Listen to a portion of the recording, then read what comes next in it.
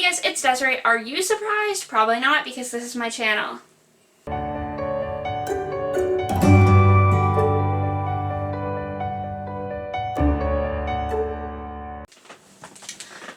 Alright guys, so today's video is one I'm super excited to film for you, and I've already filmed for you twice, so third time's a charm, I guess. Alright, so basically today's video is a rant/review of the movie after I read the books, the series.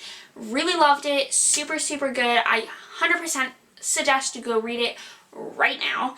Don't even care if you pause the video to do so. Go watch, read it. Read it. It's great. And this is just my opinions on the movie as someone who read the books first. I'm quite opinionated. That is why I said this could be a rant, because I will go on and I have a lot to say. So let's just get right into it. I will mention very quickly, because last time I kind of drawn on, I don't know the term, I don't know. Anyway, Wattpad is an app, also a website where you can read, you can write books. It's super fun. I've had it for many years. I love it. I read on there pretty much every day. It's where I read the After series, of course, so that means when I read it, the characters were all based off of One Direction. If you weren't aware, it was a fanfic, so watching the movie was a little confusing because the character names did change, but we moved past that, so besides the point. Just want to mention, Wattpad is a super great thing. 100% check it out. It's really inspiring for me to see other authors' books be published or made into movies when they start out on Wattpad, because I do write occasionally, well, not occasionally, I write a lot, but like nothing major on Wattpad, so as I said, it is very inspiring to see. So yes, I would talk more on it maybe in another video. Alright, so the author's name is Anna Todd. She, as I said, started as a fan fiction, and from there it progressed, and now it is a movie. So that is that. I'm going to kind of try to talk this in sections, because if not, this will go on forever and be very confusing for you guys, but it probably will be anyway. So first, I wanted to talk about the actors and who they casted. Not their portrayal of the characters yet, but more just like their in the looks sense. So first character, Tessa Young, she is the main character. They originally casted this other girl whose name I don't remember. Not really that big of a fan of her. No offense. I just didn't think she was that great for the role. Also, small disclaimer, when Anna Todd wrote the book, she did add actors who she thought would portray the characters well into the novel. That does not apply to me. I never looked at them. I never look at what the author thinks the character should look like. I always just leave that up to my own imagination. So all of this is my opinion based off what I was imagining the characters to look like. Okay, great. So back to what I was saying. So Tessa is played by Josephine Langford. She is 21, so she's young. I appreciate this. A lot of the actors were young enough that they were actually playing roles they could have been in themselves. For example, Tessa's playing a new university student, and she could currently be a university student herself. Not that you couldn't be a university student at other ages, but like that's like obviously the typical age is around there. So that was nice to see. I also really enjoyed that Tessa was like real. Like seeing her, I felt like I could relate to her character and to her as a person, because she just kind of looked like, I didn't see her as like this big major celebrity. Could be because she is like a newer actor and I haven't seen her in anything else, or it could just be like her look in general, but I really did appreciate that because it kind of made the movie more real, seeing it as real people. Obviously the next important character would be Hardin. Hardin is played by Hero Finesse Tiffin. I don't know if I'm saying that right. If I'm saying it wrong, I am sorry. Anyway, I think he was a great choice. To be frank, he's attractive. He's quite attractive. And that's kind of a major thing for Hardin, because like, yeah. And obviously everyone who read the book is going to have like a different opinion of what they find attractive. Hero just happens to be someone who I personally would find attractive in general. So having him play a character who I imagined as an attractive person worked out well. Also, I think Hero makes really good facial expressions. Like he's able to communicate through his facial expressions expressions very well, which I think is important for someone who plays Hardin's character. So that worked out really well. Along with that, I think his age, again, I think he's around the same age as Josephine, was good that he was playing a character hit closer to his age. And I appreciate that because I appreciate seeing characters closer in age rather than like a 30-year-old playing like a high school student. It's a 20-year-old playing a 20-year-old. Anyway, so yeah, those two characters I thought were casted really, really well. I really liked them as the characters. Again, I can only speak for myself, but in my opinion, they were great. Other than that, the only issue I did really have is that Tessa's mom I thought was like looked too young. I seen her more as like Tessa's sister, like even like just like an older student. Like it was a little weird for me. However, I will say that Hardin calls Tessa's mom hot in the book, so I'm assuming she looks younger because he found her attractive. I don't know for sure, but yeah, so I thought that was a little odd, but it's fine. And then also my only other thing was I think the professor in the movie was supposed to be a boy and they had it played by a girl, which was really strange for me. Like I thought it was weird and I was like, I'm confused, but that may just be me not remembering correctly from the books. Okay, cool. So that overall is my opinion on like the appearance of the characters casted. So now we'll talk about like their actual like portrayal of the characters themselves. So to start, Tessa I thought portrayed herself very well. She also had like a lot of attitude. Josephine had a lot of attitude. She was able to like communicate with her like facial expressions or her like body movements, and that was like I thought important because Tessa is like a very like Tessa has a big personality. She's comes off as like someone who's like kind of like timid. That was the one thing. I felt like she could have been more timid in some cases, and then but otherwise she did really well. So yeah, Tessa's kind of more timid, but then once you kind of meet her, she like pulls out this big personality. So like Josephine did have that, and I really appreciated it in that sense. Hero I thought played Hardin really well. The only issue I had is Hardin in the book is very aggressive. He's not aggressive, but he's very like quick to like snap, and like he's very, I guess, aggressive, but like not mean. Like he's like, he'll like yell and he's loud and he's opinionated and he's all these things, where Hero is more of like, I felt like he was chill. Like compared to like Hardin in the book, I felt like he like played him very chill. Like he wasn't as, there wasn't like a lot of yelling, there wasn't like a lot of arguing or like anger. It was just a lot of like not that. And I think like Hardin's character is a lot of emotion, has a lot of emotional damage. He's got a lot to work through, but that piled on top of each other makes him the way he is. So I feel like him being portrayed as someone who you can kind of tell they're hurt. That's a hurt person. That's why they're lashing out like this was important, and it didn't really come across like that for me. However, when I was talking to my sister about this, who did not read the books, she said she really liked Hardin's character. I agree.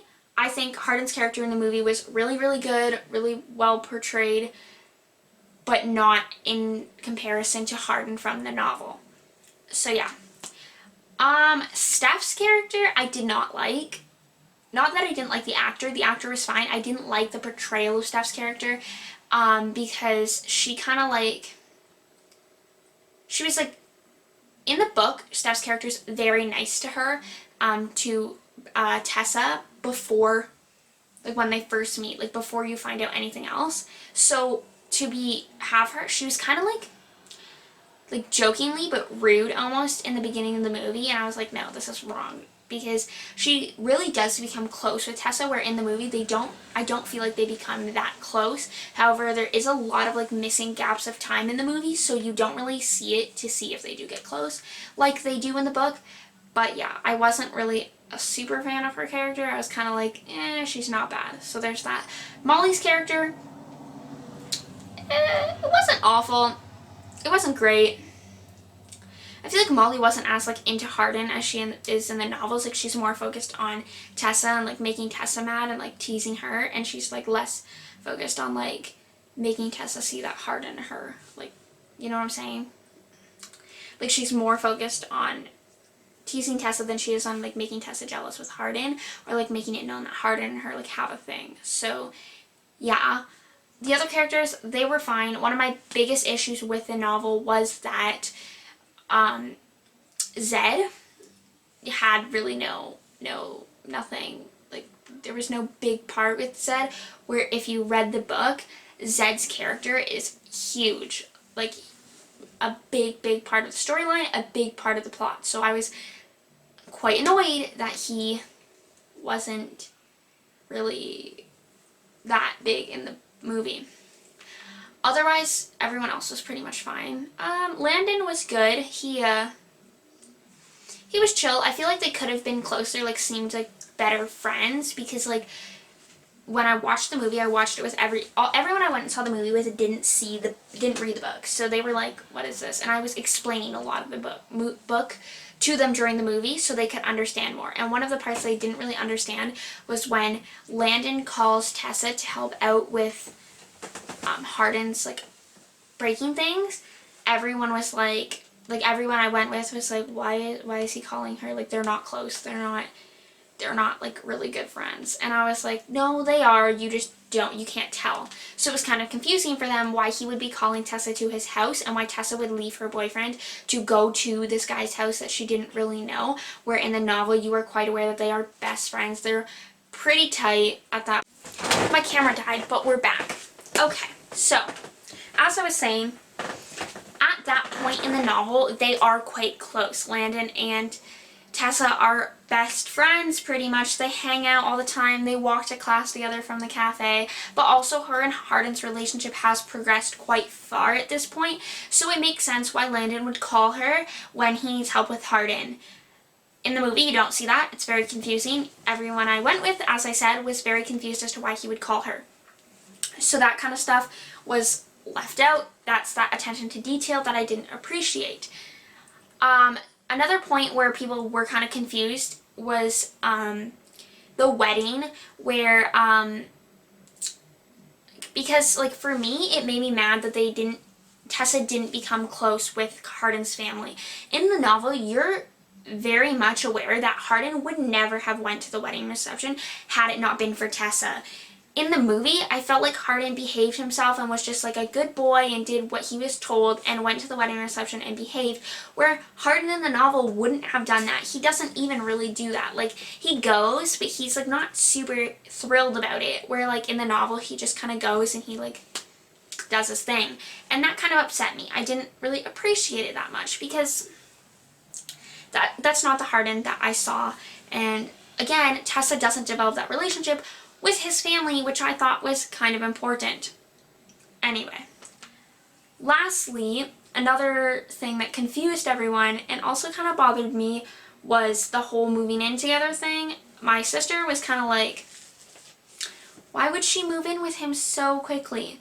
And I was like, because they're pretty close at this point. But again, you don't see that in the movie. In the movie, you're like, this is weird and this girl's whack.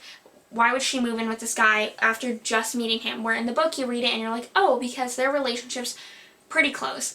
Like, real close. Makes a lot of sense. Like, you're kind of like, not the best decision, but like, totally get where you're at in your relationship. I get it. I get it. You don't get it in the movie. You just don't understand. And I had to explain that again. So I was kind of like, again, also the apartment, kind of a thing for me, where like the apartment was a big deal. Hardin had like picked out the apartment for them because he knew Tessa would love it. It was the perfect place. And it was like their place until obviously a certain point. But in the book, it was someone else's apartment that they were just gonna like borrow. And I was like, no thank you. So like that kind of stuff, little minor details like that bothered me. I actually have no idea where we are at this point of like what I was saying because my camera died. So I'm pretty sure I was just talking about plot and storyline. I'm gonna kind of move into details now. So kind of mostly covered it, but just a lot of small details like the fact that she didn't like become close with his family or Landon were details that bothered me because they weren't in the novel enough for people to understand what was going on, unfortunately. But a big thing in regards to the plot, the storyline, and the details was this whole bet. And a disclaimer, there will 100% be a spoiler. right now because, and if there hasn't already been, there will be a spoiler. So if you haven't seen the movie, please go watch it and then, or read the book and then come back and watch this video. Okay, so basically the bet in the book is, if you don't already know, it's that who can sleep with her sooner, either Zed or Hardin. Where in the movie, the bet is that Hardin will make her fall in love with him, snap his fingers, and it will magically stop. That's the bet. Okay. In my opinion, again, obviously not everyone's going to agree with this, I feel like more is at stake. It's a much bigger deal, the bet in the book, compared to the bet in the movie. Not saying either of them hurt less, but in my opinion, that was kind of a bigger deal. That was like a more at risk, more drama-filled bet, where like that one was kind of like basic. I was like, yeah, we've heard this story before. Especially like, again, the details in which the bet takes place and what Hardin does in regards to the bet in the book is way more, like, I feel extreme than what happens in the movie.